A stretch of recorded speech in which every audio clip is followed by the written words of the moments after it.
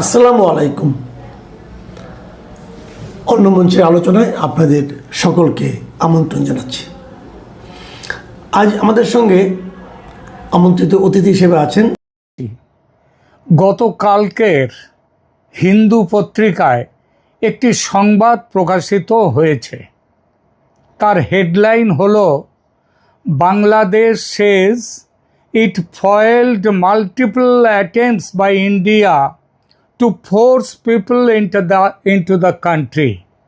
তার মানেটা হলো, বাংলাদেশ বলেছে যে গতকাল ভারত থেকে গত কিছুদিন ধরে ভারত থেকে যে বহু চেষ্টা করা হয়েছে লোকজনকে বাংলাদেশে ঢুকিয়ে দেওয়ার, সেই চেষ্টা তারা প্রতিহত করেছে। এইটা হচ্ছে হিন্দু পত্রিকার হেডলাইন। এরপরে পুরো সংবাদ শিরোনাম তো এইটাই, আর সংবাদের বডি জুড়ে সারা সংবাদটা হচ্ছে কোথায় কিভাবে ভারতের যে পুশব্যাক, ভারত বলছে বাংলাদেশিরা অবৈধভাবে যারা ভারতে এসছে, অবৈধভাবে বসবাস করছে, তাদেরকে তারা বাংলাদেশে ফেরত পাঠাচ্ছে। এইটার নাম হচ্ছে পুশব্যাক। সেই পুশব্যাক সংক্রান্ত যে খবরটা, সেইটা হচ্ছে পুরো খবর জুড়ে হিন্দু পত্রিকায়। ভারতের সমস্ত পত্রিকায় এইটাই হচ্ছে এখনকার একটা বড় খবর। বুঝতেই পারছেন, ভারত থেকে অবৈধভাবে বসবাসকারী বাংলাদেশিদের পুশব্যাক করে দেশে ফেরত পাঠানো এবং এই নিয়ে যে পরিস্থিতির উদ্ভব হয়েছে, সেই পুরো পরিস্থিতির আলোচনা করা এবং কিভাবে এই পরিস্থিতি থেকে মুক্তি পাওয়া যায়, সেইটা নিয়েই এখনকার এই প্রতিবেদন।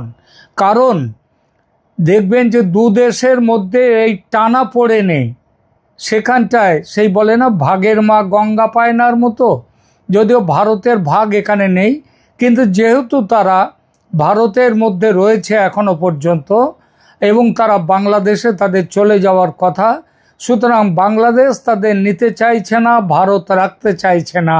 এটা অনেকটা সেই ভাগের মা গঙ্গা পায় না সেই রকম। ভারত বাংলাদেশ সীমান্ত, বিশেষ করে পশ্চিমবঙ্গ বাংলাদেশ সীমান্ত এখন রীতিমতো সরগরম এই পুশব্যাক নিয়ে।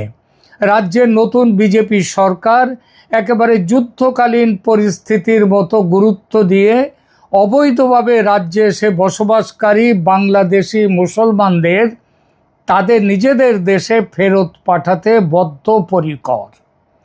আদালতের নির্দেশ মোতাবেক ডিপোর্টেশন বা ফেরত পাঠানো সেটা নয়, কিংবা অসমে যেমন আছে ট্রাইব্যুনাল, সেই ট্রাইব্যুনাল মোতাবেক সেটাও নয়। এটা হচ্ছে পশ্চিমবঙ্গের সরকার এবং তারা ভারত সরকারের নির্দেশে বর্তমানে যে নীতি নিয়েছে, তার নাম হচ্ছে detect, delete and deport, 3Ds। Bangladeshi মুসলমান অবৈধভাবে এসে রয়েছে, তাদের খুঁজে বার করো, ডিটেক্ট। তাদের নাম মুছে দাও এদেশের সমস্ত রকম জায়গা থেকে, এটা হচ্ছে ডিলিট। অ্যান্ড ডিপোর্ট, তাদেরকে পাঠিয়ে দাও ভারতের সীমান্ত প্রহরী বিএসএফের জিম্মায়। বিএসএফ তাদের তো রেখে দেবে না। বিএসএফ তাদের নিয়ে কি করবে? তারা তাদের বাংলাদেশি কাউন্টার পার্ট বিজিবির সঙ্গে, মানে বর্ডার গার্ড বাংলাদেশ, তাদের সঙ্গে কথা বলবে ভারতের বর্ডার সিকিউরিটি ফোর্স বা বিএসএফ। কাগজপত্র দেয়া নেওয়া করবে। বিএসএফ বলে দেবে, বুঝিয়ে দেবে যে এরা বাংলাদেশের লোক, এই দেখুন এদের কাগজপত্র, তারপরে তুলে দেবে বর্ডার গার্ড বাংলাদেশের হাতে। পদ্ধতিটা পরিষ্কার। কিন্তু মুশকিল হলো, বিজিবি এই বাংলাদেশিদের নিতে চাইছে না। তারা একের পর এক ফ্যাকড়া তুলছে, ফ্যাকড়া তুলে বিষয়গুলোকে জিয়ে রাখছে, উত্তর দিচ্ছে না ভারতের কথায়। একটু দেখে নিই এই ফ্যাকড়াগুলো কীরকম। দেখুন, এইটা দেখাবার জন্য আপনাদেরকে একটা ছোট্ট ভিডিও ক্লিপ আপনাদের দেখাচ্ছি। यहाँ पे अभी कितने दिन में आपको पूछ किया, यहाँ कौन भगा रहा था? अभी कहाँ पे थे आप? ये निर्माण come to Bangladesh. He already born in India, and his father is Indian citizenship. If they have any Please, kind of he is Indian documents, citizenship. will Maybe his mother maybe Bangladeshi, but they both four are Indian citizenship. who will decide this thing?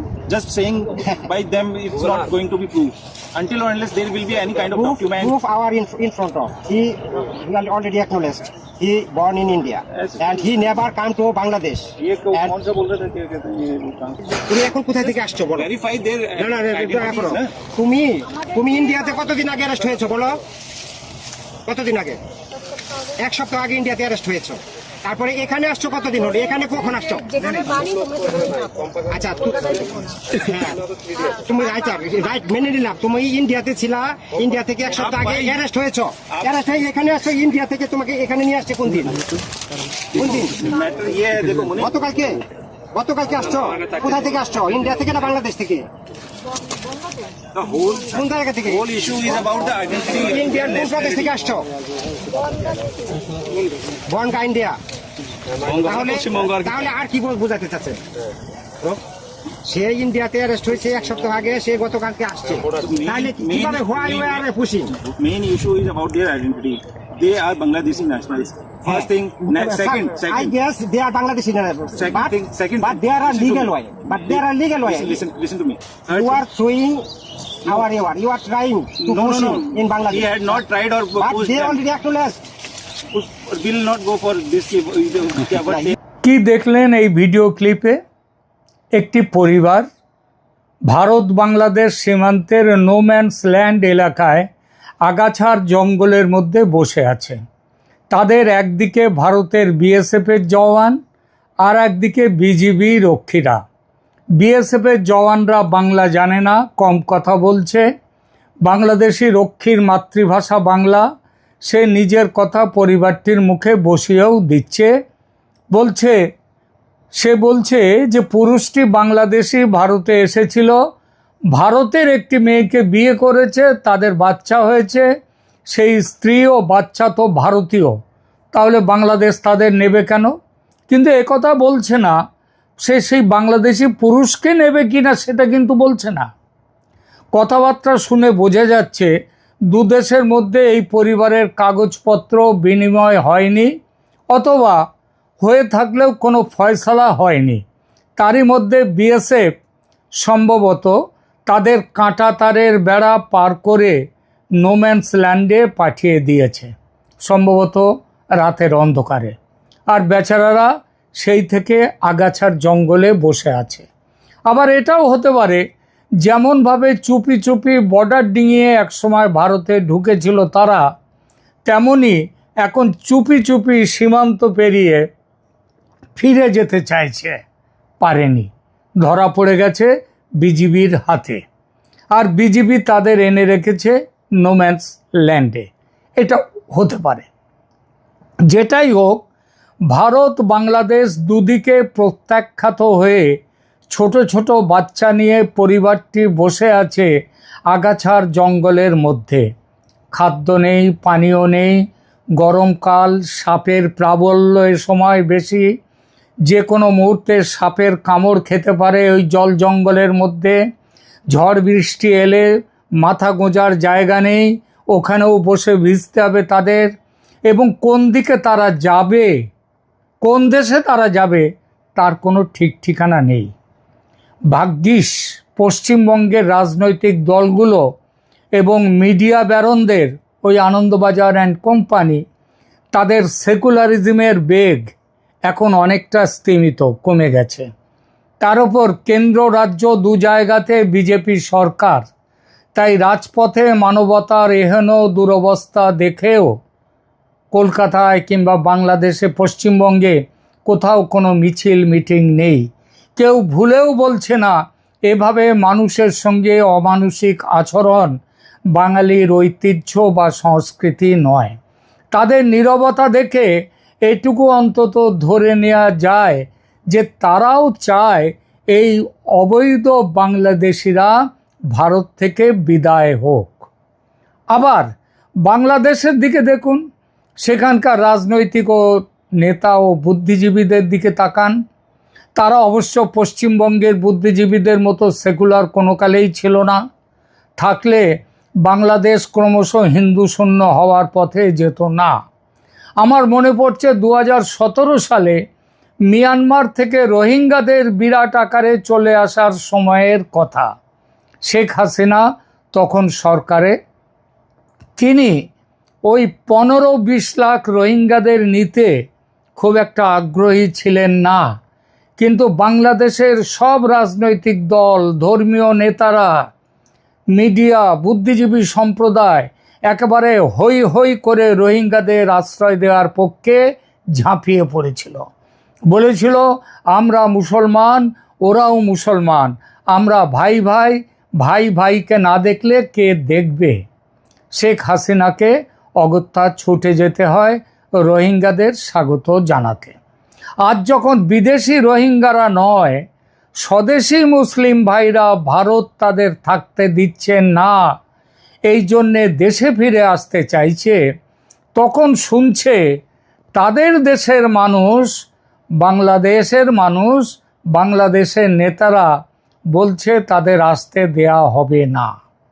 অবৈধভাবে ভারতে গিয়ে আজ ভারত সরকারের তাড়া খেয়ে যারা দেশে ফিরতে চাইছে, তাদের মুখের সামনে বাংলাদেশ দরজা বন্ধ করে দিচ্ছে। কিন্তু এই নিয়ে বাংলাদেশের সরকারের, সেখানকার রাজনৈতিক নেতাদের, ধর্মীয় নেতাদের, জাগ্রত ছাত্র জনতা তাদের, আগুন খেকো মিডিয়া তাদের, কারো মুখে কোনো কথা নেই, একটা কথাও কেউ বলছে না।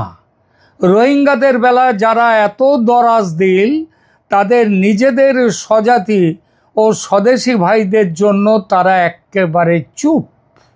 সরকারের নির্দেশ মাফিক বিজিবি বলে যাচ্ছে ওরা আমাদের দেশের নয়, ভারতের নিজের দেশের মুসলমান, আমরা কেন ওদের নেব? অথচ তারা কিন্তু খুব ভালো করেই জানে যে তারা মিথ্যে কথা বলছে।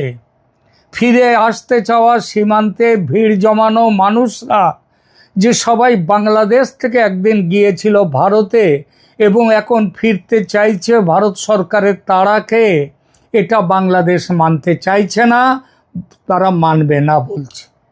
তারা মমতা ব্যানার্জির দেখানো লাইনে এক সুরে বলছে ওরা মালদা, মুর্শিদাবাদ, দিনাজপুর, নদিয়ার লোক, বাংলাদেশের নয়। আর এই মিথ্যে কথাটা দুনিয়া জুড়ে প্রচারও করছে বাংলাদেশের সরকার, সেখানকার মিডিয়া। আপনি সেখানকার মিডিয়ার কোনো একটা ভিডিও নিয়ে দেখুন, সেখানটায় তারা লোকজন সাজিয়ে দেখাচ্ছে, বলছে যে তারা নাকি ভারতের নদিয়ার লোক, মুর্শিদাবাদের লোক, মালদার লোক। এই রকম জাতিসংঘের হিউম্যান রাইটস কমিশনে বাংলাদেশ গেছে এই অভিযোগ নিয়ে যে ভারত তার দেশের মুসলমানদের জোর করে বাংলাদেশে পাঠাচ্ছে। কিন্তু যারা দেশে ফিরবে বলে ভিড় জমাচ্ছে ভারত বাংলাদেশ সীমান্তে, তারা কি বলছে? তাদের একটা দলের নিজেদের মুখে শুনুন। এই যে ভিডিওটি, এটি ভারতের কোনো মিডিয়া এই ভিডিওটা তোলেনি, তুলেছে বাংলাদেশেরই একটি মিডিয়া। আমি এখানে আপনাদের দেখবার জন্যে ভিডিওটা দেখুন, এখানে দিচ্ছি। পাসপোর্ট করে যাননি এমনি? না এমনি গেছি আমরা সব সামনে সামনে, তার 10-15 বছর হয়ে গেছে। কত বছর আগে গিয়েছেন বলতে পারবেন? ওই তো 10-15 বছর। আগে গিয়েছেন। এখন তারা আপনাদেরকে এইখানে মানে বাংলাদেশে কেন পাচার করে দিচ্ছে বা কেন পুশিং করে সেটা মোদি দিতেছে, মোদি মুসলমান ডাকবে না তাইতে। এখন আপনাদের চাওয়া কি? আমাদের বাড়ি চলে যায়, আর কি করবো, দেশের বাড়ি চলে যায়, দেশের সেই দেশে চলে যাই। আমি আরো 2-1 সাথে কথা বলতে চাই, আমি তাদের সাথে কথা বলে এবং তাদের কাছ থেকে জানতে চাই আপনি কি কাজে গিয়েছিলেন ভারত? আমার আমার স্বামী অসুস্থ ছিল, ক্যান্সারের রুগী। আমি বাসন মাজতাম আর এর চিকিৎসা করতাম, আর কিছু করতে চাইনি আমি। আপনার স্বামী ক্যান্সারের রোগী? আর এই তো কত বছর আগে গিয়েছে? 4 বছর আগে গিয়েছে। 7 বছর। তো 7 বছর আগে গিয়েছিলেন বাংলাদেশের, মানে পাসপোর্ট ভিসা করে গিয়েছিলেন? হ্যাঁ, কিন্তু কেমন বাঁচাতে যাই আমার পাসপোর্ট নষ্ট হয়ে গেছে। ফিরে আসছিল, তাও সিল মেরে দিয়েছে, কোনো কাজে লাগবে না এই বলেছিল। তারা পাসপোর্টকে ড্যামেজ করে দিয়েছে, সব কিছু নষ্ট হয়ে গেছে আমার। তো এখন বাংলাদেশ সরকারের কাছে কি আপনাদের দাবি? আমার দাবি, আমি এইখানকার নাগরিক, বাংলাদেশের নাগরিক, আমার মেনে নিতে হবে। আপনাদের বাসা কোথায়? আমার খুলনা বাড়ি। এই দেখেন সব। শুনলেন কি বলছে ওরা? প্রথমে যে বৃদ্ধা মহিলা, তিনি বেশ কয়েক বছর আগে ভারতে এসছেন এবং কোনো পাসপোর্ট ভিসা নিয়ে আসেননি। তিনি কি বলছেন? বেশ কয়েক বছর, বেশ কিছু বছর তিনি ভারতে আছেন, কিন্তু এখন কেন ফিরে যাচ্ছেন? তিনি বলছেন তার বাড়ি বাংলাদেশে, কিন্তু ফিরছেন কেন? কারণ মোদি মুসলমানদের ভারতে থাকতে দেবে না। শুনুন কীরকম এদেরকে প্রচারটা এদের মধ্যে কিভাবে করেছে। ভারতে 20 কোটির ওপরে মুসলমান আছে। ভারত সেই মুসলমানদেরকে ফেরত পাঠাচ্ছে না, ফেরত পাঠাচ্ছে তাদেরকে যারা বাংলাদেশ থেকে অবৈধভাবে এখানে এসে রয়েছে তাদের। কিন্তু ইনি বললেন কি? বললেন মোদি মুসলমানদের থাকতে দিচ্ছে না, তাই চলে যাচ্ছে। এটা প্রচার, এই প্রচারটা চলছে বাংলাদেশের পক্ষ থেকেও বিদেশে। দ্বিতীয় মহিলা, তিনি কি বললেন? তিনি বললেন তার স্বামী ক্যান্সার পেশেন্ট, তার চিকিৎসার জন্য ভারতে এসছিলেন খুলনা থেকে। কিসের ভিত্তিতে এসছিলেন? পাসপোর্ট নিয়ে এসছিলেন। তারপর পাসপোর্ট শেষ হয়ে যাওয়ার পর তিনি ফেরত যাননি। এদের জন্য প্রসঙ্গত বলে রাখি, এই পাসপোর্টে এসে তারপর নির্দিষ্ট সময়ের পরে ফিরে না গিয়ে থাকলে, ভিসা শেষ হয়ে যাওয়ার পরেও ফিরে না গেলে তাদের কি করা হবে? এইবার সেটাও নিয়ে নতুন ভিসা নীতি করেছে ভারত সরকার। এই কয়েকদিন আগে, বোধহয় 1 জুন এই সম্পর্কে সার্কুলার বেরিয়েছে। তো দেখুন ব্যাপারটা হচ্ছে, তিনি কিন্তু এখানে চিকিৎসা করাতে আসেননি। চিকিৎসা করাতে 7 বছর আগে এসে ক্যান্সারের চিকিৎসায় তিনি এখানে রয়েছেন। তার মানে 7 বছর পরেও তাহলে সে, তার স্বামী যার ক্যান্সার পেশেন্ট, সে ভালো ছিল। কোথায় ছিলেন তাহলে? কাজ করছিলেন কোথায়? কাজ করছিলেন ভারতেই। ভারত মানে কোন দেশ? যে দেশ গোমূত্র খায়, যে দেশের লোকরা গোবর খায়। আর সেই গোমূত্র খাওয়া, গোবর খাওয়াদের দেশে গোমাংস খাদকরা এসে তাদের কাছে ছিলেন। তার জন্য কোনো রকম তাদের যে কি বলবো ভালো কৃতজ্ঞতাবোধ সেটা কিন্তু নেই। কিন্তু থাক, সেটা অন্য প্রশ্ন। প্রশ্নটা হচ্ছে এই, তারা বসে রয়েছে। এই যে পরিস্থিতি অত্যন্ত জটিল এবং সংবেদনশীল, এটা যা একই সঙ্গে মানবিক, আইনি এবং ভূ রাজনৈতিক প্রেক্ষাপটে অত্যন্ত উদ্বেগজনক। সীমান্তে আটকে পড়া মানুষদের নিয়ে তৈরি এই সংকট নিরসনে কোনো সহজ সমাধান নেই, কারণ এটি দুদেশের জাতীয় নিরাপত্তা এবং আন্তর্জাতিক আইনের সঙ্গে জড়িত। এই সংকট থেকে উত্তরণের সম্ভাব্য উপায় কি একেবারেই নেই? আছে। আসুন দেখা যাক। উচ্চ পর্যায়ের কূটনৈতিক আলোচনাটা দরকার। এখনো পর্যন্ত এই বিষয়টি নিয়ে ভারত বাংলাদেশের মধ্যে কোনো কূটনৈতিক আলোচনা উচ্চ পর্যায়ের হয়নি। যেটা হচ্ছে সেটা ওই বর্ডারে বিজিবি এবং বিএসএফ এদের ফ্ল্যাগ মিটিং মাঝে মাঝে। আর এই 8ই জুন 3 দিন পরেই দিল্লিতে দুদেশের বিজিবি এবং বিএসএফের মহাপরিচালকদের একটা মিটিং আছে, সেখানে হতে পারবে। কিন্তু বিজিবি তারা তো সরকারের গৃহীত সিদ্ধান্তকে কার্যে রূপান্তরিত করবে। সরকার যে সিদ্ধান্ত নেবে সেটাই আসল। সরকার যদি বলে আটকে দাও, তারা আটকে দেবে। সরকার যদি বলে না খুলে দাও, তাদের কাগজপত্র চেক করে ভারত আসতে দাও, তারা চলে যাবে। সুতরাং বিজিবি বিএসএফের আলোচনার মধ্যটা বড় ব্যাপার নয়। বড় ব্যাপার হচ্ছে সরকারের মধ্যে উচ্চ পর্যায়ের কূটনৈতিক আলোচনার মাধ্যমেই এগুলো এর সমাধান হতে পারে।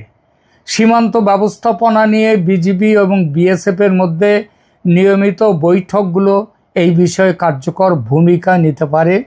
উভয় দেশের পররাষ্ট্র মন্ত্রণালয়কে মানবিক দিকটি বিবেচনায় নিয়ে একটি নির্দিষ্ট কর্ম পরিকল্পনা তৈরি করতে হবে। আমি কদিন ধরে বেশ কয়েকটি এপিসোডে বলেছি যে এরাও যেমন সৌদি আরবের দেশগুলোতে যেমন ভারতের লোক যাচ্ছে কাজ করতে, বাংলাদেশের লোক যাচ্ছে কাজ করতে, তেমনি বাংলাদেশের লোক প্রয়োজনে ভারতেও আসতে পারে কাজের জন্যে। কিসের ভিত্তিতে? ওয়ার্ক পারমিটের ভিত্তিতে। সেই পারমিটটা নিয়ে ভারত থেকেও বাংলাদেশের লোক যেতে পারে কাজ করবার জন্যে, সেটাও ওয়ার্ক পারমিটের ভিত্তিতে। তার জন্য দরকার কি? দুই দেশের সরকারের মধ্যে সমঝোতা, আলাপ আলোচনা। সেটা করলে এই নিরীহ মানুষগুলোর জীবন বিপন্ন হবে না। যেহেতু বিষয়টা একটা বিশাল মানবিক সংকটে রূপ নিচ্ছে, তাই জাতিসংঘ, শরণার্থী বিষয়ক সংস্থা এবং রেড ক্রসের মতো আন্তর্জাতিক সংস্থাগুলোর মধ্যস্থতায় একটা স্থায়ী সমাধান খোঁজা প্রয়োজন। আন্তর্জাতিক আইন অনুযায়ী কোনো রাষ্ট্রই যেমন বিপুল পরিমাণ অনুপ্রবেশকারীকে রাখতে পারে না, সেটা অর্থনৈতিক, রাজনৈতিক ও নিরাপত্তাজনিত কারণে যেমন বিপজ্জনক, তেমনি নাগরিকদের পরিচয় নিশ্চিত না হওয়া পর্যন্ত তাদের জোরপূর্বক অন্য রাষ্ট্রে ঠেলে দেওয়াও যায় না।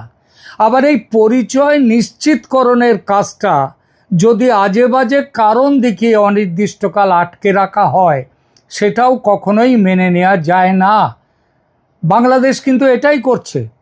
ভারত সরকারের পক্ষ থেকে বলা হয়েছে 2560 জন সম্ভবত, এই এত সংখ্যক মানুষের একটা তালিকা তারা বাংলাদেশে পাঠিয়ে তাদেরকে ফেরত নিয়ে যাওয়ার জন্যে বলেছিল, তাদের জাতীয়তা নিশ্চিত করার কথা বলেছিল। 5 বছর হয়ে গেছে, এখনো পর্যন্ত তার কোনো রকম উত্তর নেই।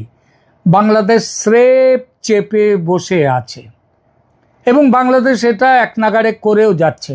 ভারত খুব স্বাভাবিকভাবে এটা মানতে পারে না, মানছে না। এই জন্যই জোর করে পুশব্যাকের রাস্তায় হাঁটতে বাধ্য হচ্ছে ভারত। উপায় তাহলে কি?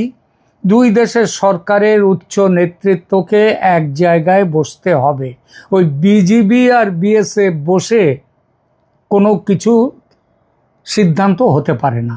তার কারণ বিজিবি নিয়ন্ত্রিত তার দেশের সরকারের দ্বারা, তাদের সিদ্ধান্তের দ্বারা, বিএসএফ তারা তাদের দেশের সরকারের সিদ্ধান্তকে মেনে চলবে। যারা কাঁটাতারের ওপারে আটকে আছেন তাদের জাতীয়তা নিশ্চিত করা সবচেয়ে জরুরি। যদি তারা সত্যিই বাংলাদেশের নাগরিক হন, তবে তাদের ফিরিয়ে নেওয়ার আইনি বাধ্যকতা বাংলাদেশের। এক্ষেত্রে উভয় দেশের যৌথ তদন্ত দল গঠন করা যেতে পারে। আলাদাভাবে যারা আটকে পড়া ব্যক্তিদের নথিপত্র যাচাই করবে, একটা নির্দিষ্ট টাইম লাইনের মধ্যে 5 দিন, 7 দিন, 10 দিন, 15 দিন। আজকাল টেলিফোন হয়ে গেছে। কেউ বলল তার বাড়ি খুলনা জেলার ঘলঘলিয়া গ্রামে, দেবহাটা থানার ঘলঘলিয়া গ্রামে, এখন ওটা সাতক্ষীরা জেলা অবশ্য। সেই গ্রামে আমার বাড়ি ছিল একদা, ওই ঘলঘলিয়া গ্রামে। তো যাই হোক, বললো সেখানে তার বাড়ি। সেখানে তো মুহূর্তের মধ্যে ফোন করে বলে জিজ্ঞেস করে নেওয়া যায় যে সেখানে তার বাড়ি কিনা। সুতরাং যদি চায়, সদিচ্ছা যদি থাকে, 1 দিনের মধ্যে, 2 দিনের মধ্যে, খুব বেশি হলে 3 দিনের মধ্যে তাদের নথিপত্র যাচাই করে ফেলা যায়। অনন্তকাল ঝুলিয়ে রাখা যাবে না।